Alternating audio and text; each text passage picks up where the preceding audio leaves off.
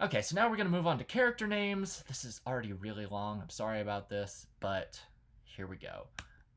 Draco Malfoy. We're going to start with Draco Malfoy. Draco, his first name comes from the word Draco Draconis, meaning dragon or snake or serpent, and, you know, its grammatical form is nominative singular, Draco Draconis. Malfoy, his last name comes from roughly malus, or, the adjective malus, meaning bad, evil, or wicked. It doesn't, it's Malfoy. Foy is like French, but I'm not going to get into the French now. Basically, it's derivative of bad or evil. So Draco Malfoy loosely translates into evil snake, which is kind of fitting. He's Harry Potter's enemy. He's a Slytherin. The house symbol of Slytherin is a snake, and they're enemies. So he's an evil snake, basically. Perfect. Severus Snape is the next character we'll talk about. Very simple. Severus, it's another adjective meaning severe or serious. That's where his first name comes from, and it is nominative singular, as you can tell. Severus, Severus, and this kind of fits. Calling him severe or serious just about sums him up. Next is Remus Lupin. Remus is probably one of my favorite characters. His first name means or. It also has another meaning, which we'll get to in a sec.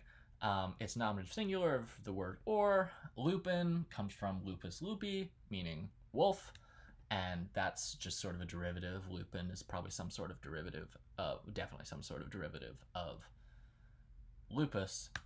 And Lupin is a werewolf in Harry Potter. How did his parents know to name him such a perfect name? I don't know. But so the image of an oar is rather intriguing because an oar is a tool used to row yourself to a destination. It's helpful. And in the story, Lupin is one of Harry's most caring and helpful mentors. He helps him define his skills as a wizard more than pretty much anyone else. Also interesting about Remus, the name, Remus as in Romulus and Remus, the legendary founders of Rome, and according to one of the legends, they were both suckled by a she-wolf. So, there's another connection to a wolf right there. So Remus Lupin, the second you meet him in the story, it was basically a dead giveaway that he had something to do with the wolf. Next is Pomona Sprout. It's pretty simple. She's named after the goddess Pomona, the Roman goddess of fruit, trees, gardens, orchards, fruitful abundance. And this is kind of great because she is the professor of herbology at Hogwarts, which is kind of cute. And the actual name Pomona of the goddess derived from the Latin word pomum, pomi, meaning fruit. So that is Pomona.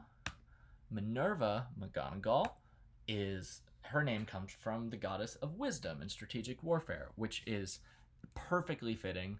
We don't know exactly the origin of the word Minerva, or rather, sorry, we do, and it's from, oh god, I don't really know how to pronounce this, but I'm going to guess Manos, Proto-Indo-European word for thought, which is fitting because, warfare, wisdom, invoking of thought, those sorts of things. And Professor McGonagall is a friend to Harry through his adventures, consistently proving to be a wise and caring leader. And additionally, in the Battle of Hogwarts, where Voldemort attacks the castle, she casts a spell which mobilizes the entirety of the school's statues into an army that could defend the school. So, defensive, strategic warfare, everything that Minerva is known for is exactly who McGonagall ends up being in the story. And then the last person we're going to talk about is Quirinius Quirrell, who got his name from Quirinius, an early Roman god, most likely originated as a war god of people living near the eventual site of Rome.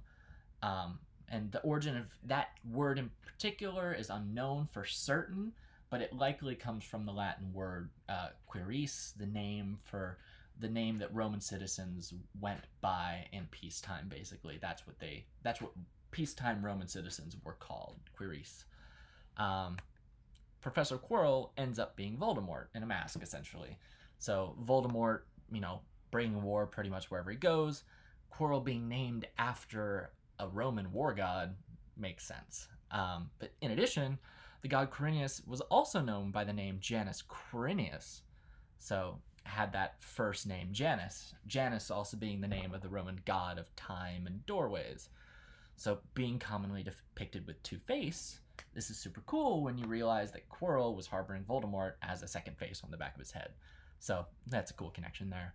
And the last thing that I'm going to talk about in my woefully over time presentation, sorry, is a song from Harry Potter that is just it's 4 verses. 2 of them are Latin and 2 of them are the English translations of the Latin, but I'll just go through a little bit of the grammar, just to point out some of the things that we've talked about. It's cool. You could follow the arrows. So the first verse is on the left, Latin of that verse is underneath it, and then the top verse on the right is Latin of the next verse, and then underneath that is the English version of the Latin above it. So if you follow the arrows, that is the order of the song. So just to start with a quick, I could read the Latin, or you could pause this and just take a look at it. You just pause it and take a look at it if you want to. I'll just talk about some of the the grammar of the underlined bits that I thought were interesting and things that we talked about. Ferte is just your common, imperative, second person, singular. Carry my soul. So carry, I'm commanding you to carry my soul into the night. And then the next sentence, illustrant stellae viam meam. Illustrant is, it should be illustrant if it were not subjunctive, but it actually is subjunctive. So that's sort of this hortatory slash jussive. May the stars stellae light illustrant my way. And then next we could skip down to the second verse of Latin, to the quos amabam, which in English means tell. That whole line means tell the ones who I love, or tell the ones I loved, rather, tell the ones who I loved. And the quos amabam is that relative, it's a relative clause, and it's sort of a subjunctive of, not exactly a subjunctive of characteristic, but it's saying tell the ones of the sort whom I loved. So that's why in that instance it is a subjunctive. It's also in that relative clause. And then the last thing I'll look at is just the end of the last line of that verse, me nunquam obliturum. Obliturum is our standard participle, our future active participle that we learned about a while ago now. And so, it's just emphatic. I never will forget is the way that the song translates it. So yeah, that is the song. Sorry I went through that really quickly. I realized this presentation was a lot longer than I intended it to be, but it was really fun to do, so I could not make it long. So there we go. That will be pretty much it. So thank you so much for listening. Thank you also, if Jeff is watching this, thank you, but also Joe, thank you, both of you, for the course. I had a wonderful, wonderful time, and I appreciate everything that you've done and how much you guys have been there for us, and also your passion that you guys obviously have for Latin and instilling that in me. I have to take it next year as a part of the core requirement for Columbia, and I'm really looking forward to it. Honestly, I didn't realize when I started taking Latin that I would enjoy a language as much as I am enjoying this right now. So thank you for that. All right, have a great day, and I will see you later today when we have class. Bye-bye.